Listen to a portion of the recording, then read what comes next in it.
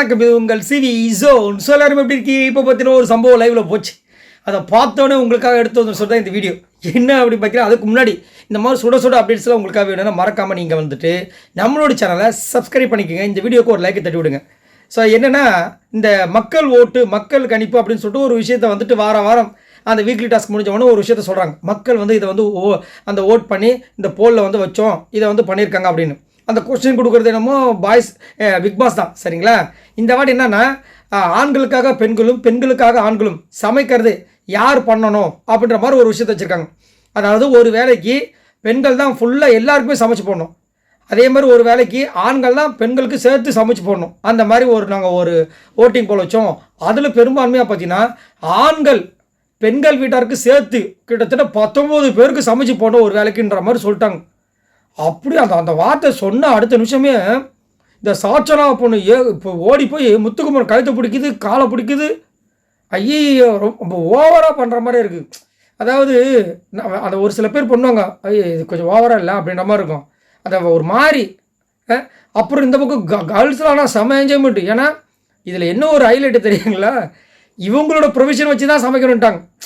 Already ப்ரொவிஷனில் ஏற்கனவே கொஞ்சம் பிரச்சனையாக இருக்கா, அதனால் உடனே. ஆனால் பாய் சூப்பர். அதை வந்து முதல் ஒரு மாதிரி இருந்தாலும் அதுக்கப்புறம் என்ன சொன்னாங்கன்னா ஒரு ரிக்வஸ்ட் வச்சாங்க. ஆனால் அந்த ரிக்வஸ்ட்டு இந்த மஞ்சரி கேப்டன் எங்கே, அதாவது யாராவது ஏதாவது ஒரு சஜஷன் சொன்னாவே கேட்குறது கிடையாது. நீ என்ன சொல்கிறது, நான் என்ன கேட்குறதுன்ற மாதிரி இருக்காங்க. அவங்க என்ன சொன்னாங்கன்னா, சரிங்க நாங்கள் சமைக்கிறதுக்கு ரெடி, ஆனால் எங்களுக்கு வந்துட்டு இவ்வளோ தான் பேர் சமைக்கணும் அப்படின்ற மாதிரி கொடுக்காம கொஞ்சம் லீனியண்ட்டாக விட்டோம். ஏன்னா நாங்கள் இத்தனை பேருக்கு சமைக்கணும், அதனால் அது பண்ணுங்கன்னா அதெல்லாம் இப்படி 2 பேர் ஏன்னா எக்ஸ்ட்ராவோட ஒருத்தர் எடுத்துக்குங்க. எத்தனை 21 பேர், கிட்டத்தட்ட 19 பேருக்கு வந்துட்டு சமைக்கணும். கொஞ்சமாக மனசாட்சி வேண்டாமல். ஆனால் அவங்க என்ன சொல்கிறாங்க, ஏன் பாய்ஸ் டீமு கேர்ள்ஸ் டீமு 2 பேர் தானே இது வரைக்கும் சமைச்சிங்க, எல்லாருக்கும் சேர்த்து அந்த மாதிரி கணக்கில் சமைக்கலாம். இதுதான் ஓவர், இதுதான். அப்புறம் சரி என்ன பண்ணுறதுன்னு சொல்லிட்டு சரி வேணா இது பண்ணிக்கோங்க. நாங்கள் அதுக்கப்புறமா பாய்ஸ் டீமில் இருக்கவங்க என்ன சொன்னாங்கன்னா, சரி உங்களுக்கு நாங்கள் சுவையே சமைச்சு போடுறோம், எங்களுக்காக நீங்கள் வந்து கொஞ்சம் சிக்கன் கொஞ்சம் கேளுங்களா, இதில் என்ன தப்பு இருக்குது? அதெல்லாம் இல்லைங்க, நீங்கள் என்ன வச்சுருக்கீங்க அதை மட்டும் சமைக்கலாம். ஏமா கேளுமா, அது நீங்களும் தானே சாப்பிட போகிறீங்க அப்படின்றாங்க. அதுக்கப்புறமா ஏங்க நான் சொல்கிறது புரியுதா இல்லையா உங்களுக்கு அப்படின்றாங்க. அதுக்கப்புறமா சரி நீங்கள் சொல்கிறதெல்லாம் புரியுது, நான் வேணால் கேட்டு பார்க்குறேன். என்னமோ இவங்க வீட்டில் வந்து இவங்க அக்கௌண்ட்லேருந்து காசை எடுத்து இவங்க கடைக்கு போய் வாங்கிட்டு வர மாதிரி நம்ம கேட்க போகிறாங்க. அவர் கொடுத்தாருன்னா ஸ்டோர் ரூமில் வரப்போது அவங்க செஞ்சு கொடுக்க போகிறாங்க. செஞ்சு கொடுக்க போகிறது அவங்க தான். அது கேட்குறதுக்கு உங்களுக்கு ஐயோ அப்பா, இந்த மாதிரி ஒரு கேப்டனாக பார்த்தது இல்லைங்க. ரொம்ப மட்டமான கேப்டன்ஷிப்.